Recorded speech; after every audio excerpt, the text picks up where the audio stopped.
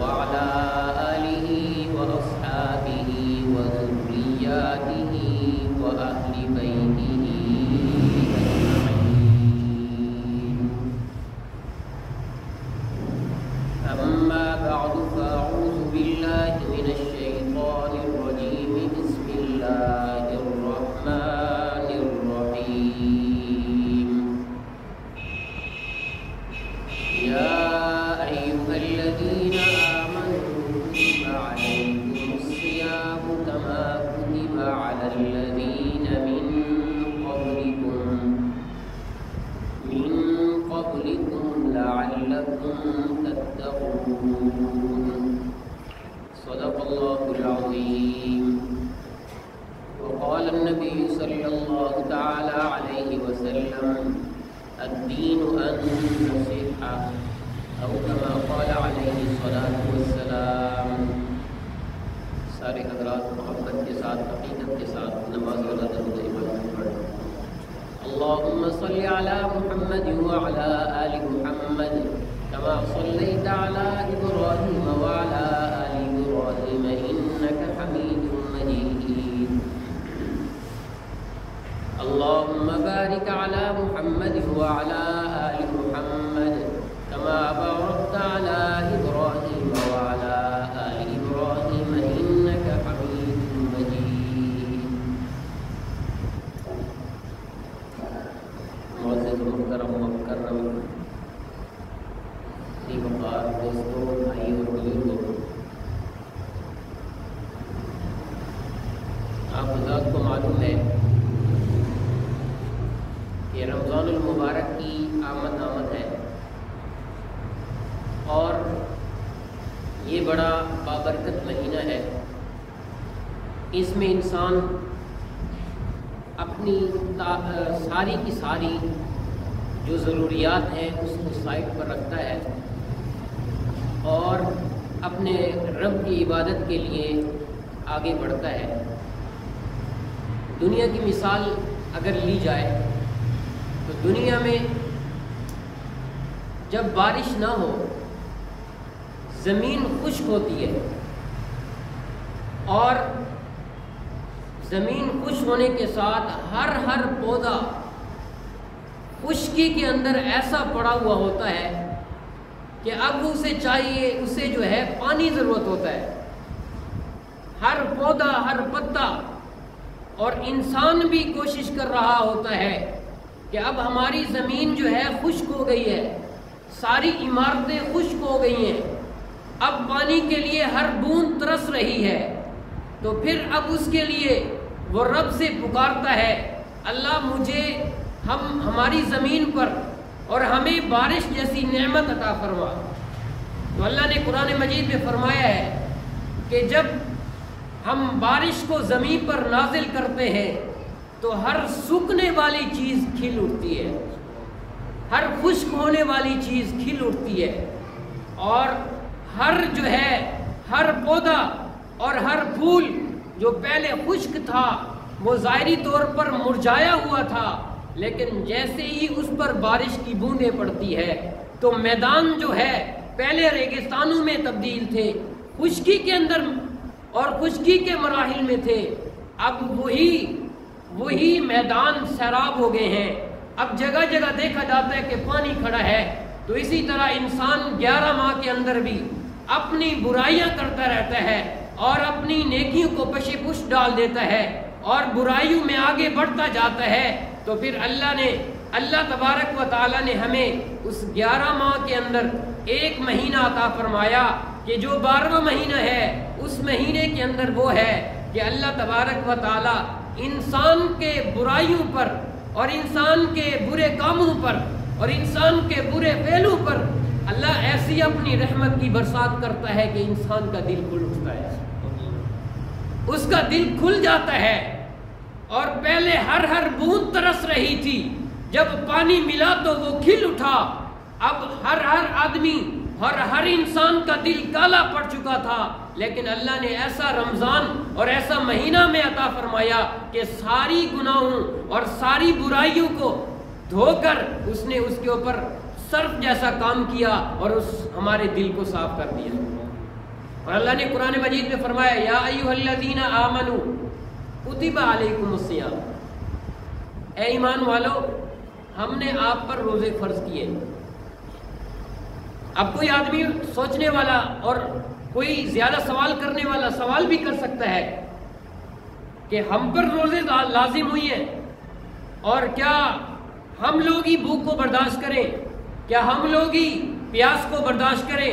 ہم لوگ ہی مشکل برداشت کریں؟ نہیں نہیں، اللہ نے فرمایا یہ تم پر بھی فرض ہوئے ہیں، تم سے پہلے امتوں پر بھی فرض ہوئے تھے۔ صورت اور تھی، سیرت کوئی اور بات الگ تھی کہ کوئی صبح کو دن کو رکھتا تھا، کوئی شام کو رکھتا تھا، کوئی رات کو رکھتا تھا، وقت الگ الگ تھا، لیکن روزہ تھا۔ اللہ نے فرمایا کہ میں نے امت محمدیہ پر بھی یہ روزے فرض کیے ہیں، کتب علیکم الصیام کما کتب علی الذین من قبلکم، یہ تم سے پہلے جتنی امتیں آئی ہیں ان پر بھی روزے میں نے فرض کیے تھے۔ اور آگے فرمایا لعلکم تتقون، کہ تم اس لیے میں نے روزے فرض کیے ہیں، تم پر روزے اس لیے ضروری کیے ہیں تاکہ تم پرہیزگار بن جاؤ، تم رب سے ڈرنے والے بن جاؤ، تم اللہ کی یاد کے اندر اتر جاؤ۔ اور پھر ایسے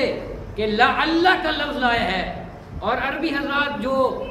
گرامر کو پڑھتے ہیں، نحو کو پڑھتے ہیں، وہ جانتے ہیں کہ لعل کا معنی شاید آتا ہے۔ اللہ نے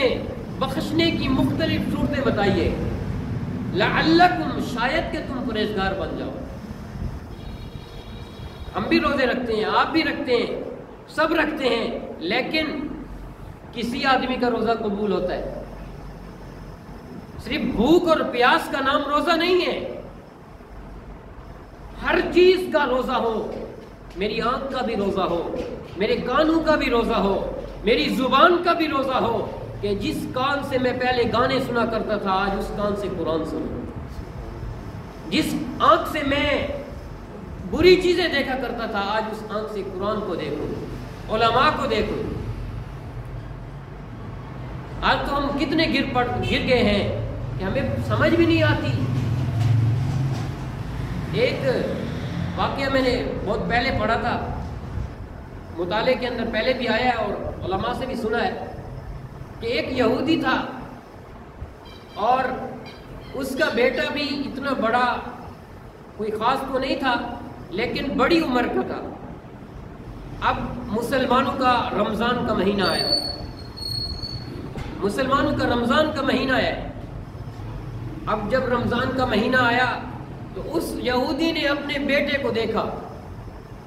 اور مسلمان سب روزے رکھتے تھے۔ آج تو ہم مسلمان رمضان کا مہینہ آتا بھی ہے تو ہمیں پتہ بھی نہیں ہوتا کہ رمضان ہے یا نہیں ہے، ہم کسی کا لحاظ بھی نہیں کرتے، کسی مہینے کا لحاظ نہیں کرتے، کسی شخصیت کا لحاظ نہیں کرتے، کسی دن کا لحاظ نہیں رکھتے۔ اب اس نے سامنے دیکھا کہ اس کا بیٹا رمضان المبارک کے بابرکت مہینے میں ہے یہودی، مسلمان نہیں ہے، کافر ہے، آخری نبی، آخر زمان نبی کو نہیں ماننے والا۔ تو دیکھا اپنے بیٹے کو تو وہ بیٹا تمام مسلمانوں کے سامنے کھا رہا ہے، تمام مسلمانوں کے سامنے کھا رہا ہے۔ اب وہ گیا اور اس نے پوچھا ارے کیوں کھاتے ہو؟ اس نے کہا کون سا ہمارا روزہ ہے، وہ تو مسلمانوں کا روزہ ہے، یہ مسلمانوں کا روزہ ہے، وہ روزہ رکھتے ہیں، ہم کیوں روزہ رکھیں، ہمارا تو ہے ہی نہیں۔ کہا مجھے بھی معلوم ہے کہ یہ مسلمانوں کا روزہ ہے اور ان کا مہینہ رمضان کا ہے، لیکن دنیا کے اندر جو بھی انسان ہو وہ کسی دوسرے مذہب کی لاج ضرور رکھتا ہے، دوسرے مذہب کی لاج ضرور رکھتا ہے، اسے اپنی عبادت کرنے کی کھلی چھوٹ دیتا ہے، لیکن ایسی عبادت نہ ہو کہ جو دوسرے مسلمانوں کو اس کے اوپر جو ہے اٹیک کرے اور ایسا سسٹم لائے اور ایسی بات کرے کہ جو دوسرے مسلمانوں کو تکلیف ہو۔ آج بھی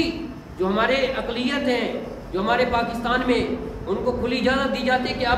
اپنے دائرے میں رہ کر اپنی عبادت کرو۔ کہا جاتا ہے کہ نہیں کہا جاتا، سکھوں کو بلایا جاتا ہے اپنی عبادت کرنی ہے تو اپنے گرجا گھر میں بیٹھو، باہر نہیں آنا۔ تو تو پاکستان کے قانون نے بھی یہ ثابت کیا ہے، اور یہ قانون ہے کہ ہر آدمی ہر اپنے کو اپنی مسجد میں بیٹھ کر اپنی عبادت گاہ میں بیٹھ کر عبادت کر سکتا ہے۔ تو اس باپ نے بیٹے سے کہا کہ ہمیں ہمارا مذہب بھی، یہودیت تو ہمارا مذہب ہے، یہ بھی ہمیں اجازت دیتا ہے کہ دوسرے مذہب کے لوگوں کا احترام کرنا چاہیے۔ اب بیٹے نے ہٹ دھرمی شروع کر دی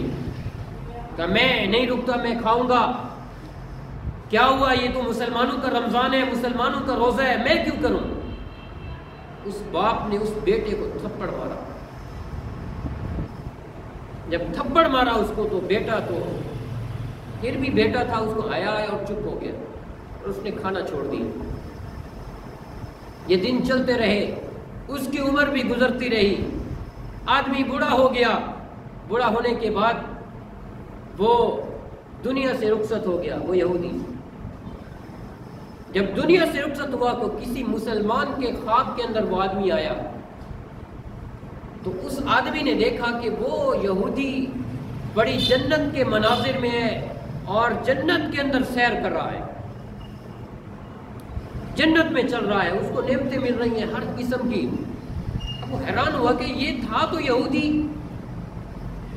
یہ تو اللہ نے قرآن مجید میں فرمایا ہے اور احادیث کے اندر بھی آیا کہ جس انسان کے دل کے اندر رتی برابر بھی مسلمانیت ہوگی، شرک نہ ہو، بدعت نہ ہو، رسومات نہ کرتا ہو، لیکن ایک چنگاری اگر اس کے دل میں مسلمان ہونے کی ہے تو وہ ضرور جنت میں جائے گا، چاہے وہ کتنا بھی گناہ گار کیوں نہ ہو، کتنا بھی گیا گزرا میری طرح کوئی کیوں نہ ہو، لیکن اللہ اسے عذاب دینے کے بعد جنت میں ضرور داخل کریں گے۔ لیکن یہ تو یہودی ہے، یہ تو اسلام کو مانتا ہی نہیں ہے، یہ نبی آخر الزمان کو نبی مانتا ہی نہیں ہے، یہ کیسے ہوا؟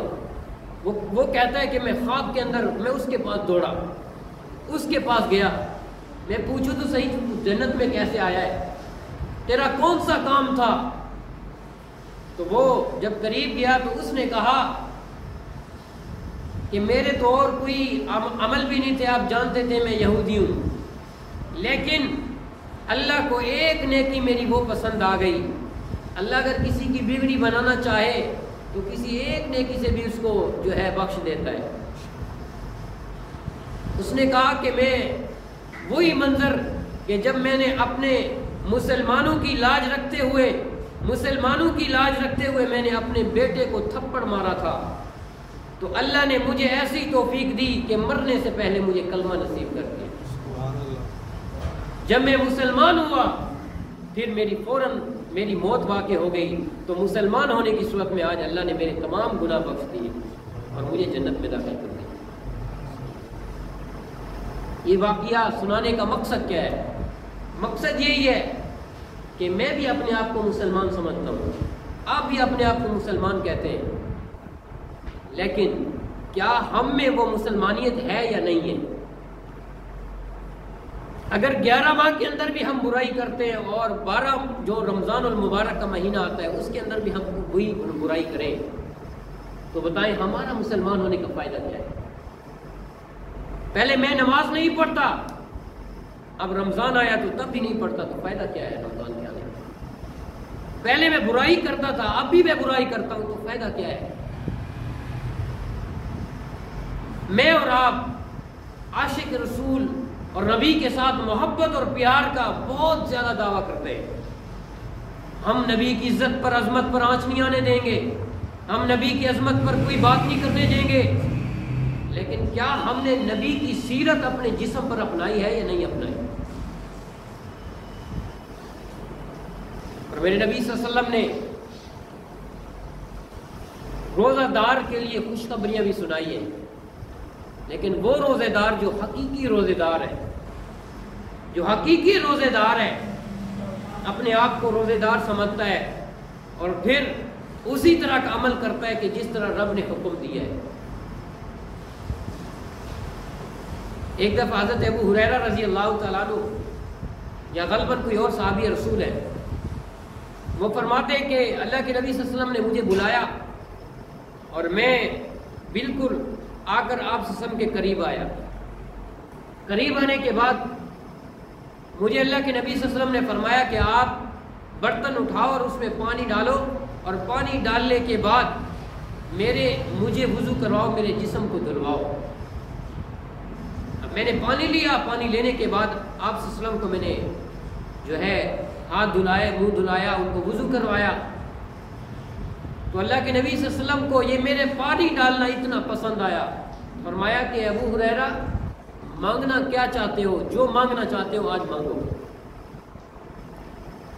اب میں اور آپ ہوتے تو ہم سوچتے کہ ہم کیا مانگیں. میں آج تنگ ہوں، میں پریشان ہوں، اللہ کے نبی دعا کر دے میری پریشانی دور ہو جائے. میں آج فلاں کے پاس تو اتنی بڑی کار ہے اور میں جو ہے اس موٹر سائیکل پہ جو ٹوٹی پھوٹی موٹر سائیکل ہے اس پر چل رہا ہوں، آپ میرے لیے دعا کر دیں کہ بڑی چیز مل جائے. لیکن نبی کی صحبت کا اثر اتنا ہے کہ نبی کا شاگرد بھی وہی اسی صحبت کے اندر رہتے ہوئے اس چیز کی ڈیمانڈ کرتا ہے کہ جو پیغمبر کی صحبت کا اس پر اثر ہے صلی اللہ علیہ وسلم. فرمایا کہ ابو ہریرہ مانگنا چاہتے ہو تو جو مانگنا چاہتے ہو مانگو. فرمایا کہ اللہ کے نبی میں آپ سے اور تو کچھ نہیں مانگنا چاہتا، لیکن میں یہ مانگنا چاہتا ہوں کہ جب جنت میں جاؤں تو میرا گھر آپ کے گھر کے ساتھ ہو. جب میں جنت میں پہنچوں، آج دنیا میں آتا ہوں تو دنیا میں جہاں آپ نظر آتے ہیں میری آنکھ آپ کے چہرے پر پڑتی ہے، میرے سارے غم دور ہو جاتے ہیں، سارے غم دور ہو جاتے ہیں. لیکن جب قیامت کے اندر اللہ آپ کو تو اونچا مقام دیں گے، نبیوں سے بھی آپ کا اونچا مقام ہوگا، تمام سے اونچا مقام ہوگا، پھر ہم آپ کو کیسے دیکھیں گے، ہم آپ کی زیارت کیسے کریں گے. آپ میرے لیے یہ دعا کریں کہ اللہ مجھے آپ کی رفاقت نصیب فرمائے. تو اللہ کے نبی صلی اللہ علیہ وسلم نے دعا فرمائی اور اللہ جو ہے میرے پیغمبر کی دعا کو رد نہیں کرتا.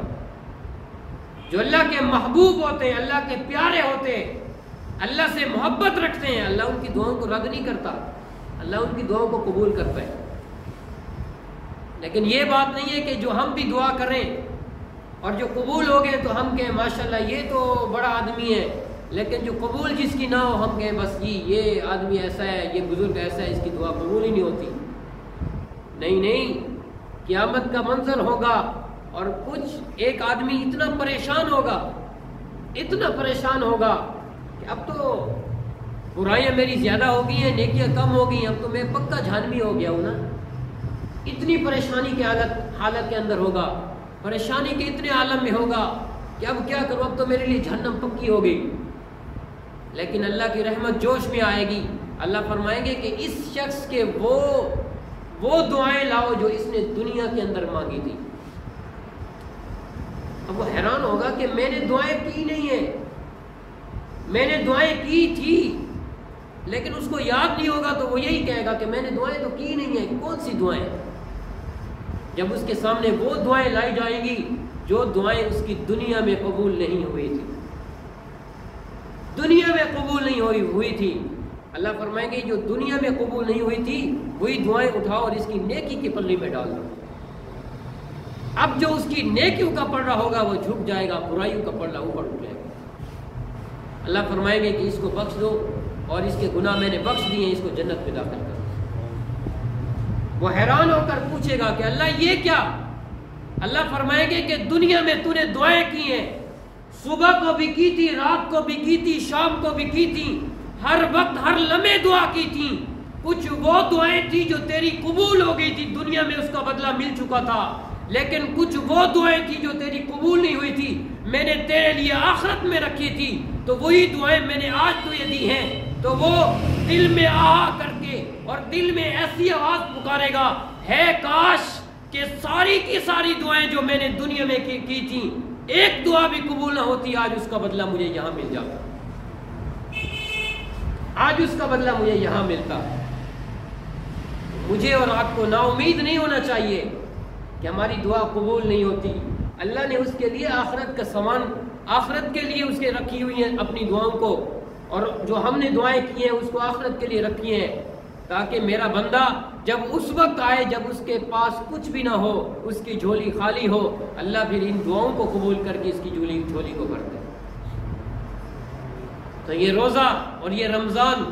میرے اور آپ کے لیے یہی پیغام لایا ہے، یہی پیغام لایا ہے کہ میں آج 11 ماہ کے اندر جو کچھ نہیں کر سکا، اس ماہ رمضان میں ان 11 ماہ کی کسر ختم کر کے وہی کسر جو میں نے چھوڑی تھی وہاں پوری کر لوں اور اپنے رب سے مانگ لوں۔ اللہ کے نبی صلی اللہ علیہ وسلم نے فرمایا کہ جو اپنے رب کے لیے بھوکا رہتا ہے، اور میرے دوستو انسان حج کرتا ہے تو حج کا ذکر یہ بھی آیا ہے کہ حج جو کرے گا اس کا بدلہ اتنا ملے گا،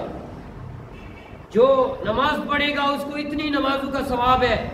اتنی نیکیاں مل جائیں گی، اس کے اتنے گناہ مٹ جائیں گے، جو زکوٰۃ دیتا ہے اس کو اتنا بدلہ ملے گا اور اس کا بدلہ جنت ہے۔ حج کرتے ہیں تو اس کا بدلہ ہمیں جنت ملے گی، روزہ جو ہے زکوٰۃ دیتے ہیں اس کا بدلہ جنت ملے گا، اور جو کچھ بھی عبادت کرتے ہیں، جو کچھ بھی کرتے ہیں اس کا بدلہ جنت ہے۔ لیکن روزہ ایک ایسی عبادت ہے کہ اللہ نے فرمایا کہ انسان اس روزے کو میرے لیے رکھتا ہے، اس کا بدلہ بھی میں خود دوں گا۔ ساری باتیں اس کا بدلہ جنت ملے گی، لیکن یہ روزہ ایسی عبادت ہے کہ اس کا بدلہ خود میرا رب ہے، خود میرا رب ہے۔ فرمایا کہ جب روزے دار اپنے روزے کو اس حساب سے رکھتے ہیں، اس طریقے کار پہ رکھتے ہیں کہ جو روزہ اس کے روزے رکھنے کا حق ہے، دن میں بھوکے رہتے ہیں، پیاسے رہتے ہیں، اپنے اس کاموں سے دور رہتے ہیں جو دنیا کے کام ہیں اور رب کے لیے پکارتے ہیں، تو فرمایا کہ جنت میں 8 دروازوں میں سے ایک دروازہ ان روزے داروں کے لیے خاص کیا گیا ہے۔ ان دروازوں کے اندر اور اس دروازے سے کوئی اور نہیں گزر سکتا، اس دروازے سے گزرے گا تو روزے دار گزرے گا، اور اس دروازے کا نام باب الریان رکھا ہے۔ اور میں آپ کو ایک ایسی بات بتاؤں کہ انسان روزے کے اندر پیاسا رہتا ہے، بھوکا رہتا ہے، تو جس طرح کا انسان اگر کوئی کام کرتا ہے تو وہ اسی طرح کا بدلہ چاہتا ہے، جس حساب سے وہ کام کرتا ہے اسی طرح کا بدلہ چاہتا ہے۔ سارا دن جو ہے وہ عمارت بناتا ہے، تو عمارت بنانے کے بعد اسے جب کھانا مل جائے، سکون مل جائے، اور دن کا تھکا ہارا وہ اگر گھر میں آئے تو اسے وہ یہی چاہتا ہے کہ مجھے گھر کے اندر ایک آرام دہ بستر ہونا چاہیے، ایک آرام دہ مجھے کمرہ مل جائے، اور جو ہے پنکھا مجھے مل جائے، اور مجھے اے سی ملے کہ ٹھنڈی ہوا آئے اور میں رات کو سو جاؤں۔ تو آدمی دن بھر کام کرنے کے بعد ایسا آرام دہ چیز وہ اور ایسی چیز چاہتا ہے کہ اسے سکون ملے۔ تو اللہ کے لیے روزہ ایک ایسا عمل ہے کہ انسان بھوکا پیاسا رہتا ہے تو قیامت کے اندر اور جنت میں بھی اسے ایسا بدلہ ملے گا کہ اللہ فرماتے ہیں کہ جب وہ روزے دار میرے پاس آئے گا میں اس کو بدلہ دوں گا، تو اس پیاس کو جو اس کی پیاس دنیا کے اندر اس نے سہی ہے اس کو ایسا پلاؤں گا کہ پھر اس کو کبھی پیاس بھی نہیں لگے، اور اس کو ایسا کھانا دوں گا کہ اس کو کبھی بھوک بھی نہیں لگے گی، کہ دیکھو اس کو سیرابی مل رہی ہے۔ انسان دنیا میں روزہ رکھ کر بھوکا رہتا ہے، اللہ اس کو اجر بھی ایسا دے رہے، اس کو بدلہ بھی ایسا دے رہے۔ تو میرے دوستو ہمیں بھی وہ عمل کرنے چاہیے کہ جس عمل کے لیے اللہ کے نبی صلی اللہ علیہ وسلم جس عمل سے راضی ہو ہمیں وہ عمل کرنا چاہیے، وہ عمل کرنا چاہیے۔ دن کے اندر روزہ ہے، اس میں ہم بھوک اور پیار برداشت کریں، لیکن جو دنیا میں جو 11 ماہ کے اندر ہم کرتے رہے اس کا اب حساب لگا کر اور اس کے اندر ان چیزوں کو پیچھے رکھ دینا چاہیے، اور اس کے اندر رمضان المبارک کے اندر اپنے معمول وہ بنائیں کہ جس کے اندر ہم زیادہ سے زیادہ رب کی عبادت کر سکیں، کہ اس کے اندر رمضان المبارک میں ایسی بہار آتی ہے، ایسی بہار آتی ہے کہ اللہ رزق جو پہلے 11 ماہ کے اندر ہمیں کم ملتا تھا، اس رمضان المبارک میں ایسا ملتا ہے کہ انسان اس کا سوچ بھی نہیں سکتا۔ اور اس کے اندر سب سے بڑی عبادت جو قرآن مجید کی تلاوت ہے، قرآن مجید کی تلاوت، نماز پڑھنا، یہ بھی اللہ کی عبادت ہے، اس کے اندر بھی اجر ملتا ہے کہ آپ عام دنوں میں نماز پڑھتے تو ایک جماعت کے ساتھ نماز پڑھنے کا ثواب 27 نمازوں کے برابر ملتا ہے، لیکن یہ رمضان المبارک کا مہینہ ایسا بابرکت مہینہ ہے کہ اس کے اندر اگر ایک نماز پڑھیں گے تو اس ایک نماز کا بدلہ 70 نمازوں کے پڑھنے کے برابر ملے گا۔ اور عام دنوں میں ہم نفل پڑھتے ہیں تو ان نفل کا ثواب، عام نفل 2 پڑھیں تو اس کا ثواب اتنا ہی ملتا ہے، لیکن یہ رمضان المبارک کے اندر جو نفل پڑھیں اس نفل کا ثواب عام دنوں میں فرض پڑھنے کے برابر ثواب ملتا ہے، عام دنوں میں فرض پڑھنے کے برابر۔ اللہ نے ہمارے لیے کتنا ایک سسٹم رکھا ہے، کتنی بہاریں رکھی ہیں کہ انسان اگر کوئی آج دنیا کے اندر اگر کوئی ملازم ٹھہرائے اور اسے کہے کہ پہلے تو مجھ سے 10 روپے لیتا تھا لیکن آج تجھ سے کام بھی تھوڑا لوں گا اور پھر اس کی جگہ تجھ سے 20 روپے دوں گا، تجھے تیری مزدوری 20 روپے ملے گی، اب وہ کتنا خوش ہوگا کہ پہلے میں کام بھی زیادہ کرتا تھا، مجھے مزدوری 10 روپے ملتی تھی، آج کام بھی کم ہے اور مزدوری مجھے 20 روپے ملتی ہے، کتنا خوش ہوگا۔ تو اللہ نے فرمایا کہ اس کے اندر رمضان المبارک میں تمہیں میں چند گھنٹے، چند لمحے تمہیں بھوکا اور پیاسا رکھ کر تمہیں ایک کی بجائے 70 نیکیاں دے رہا ہوں۔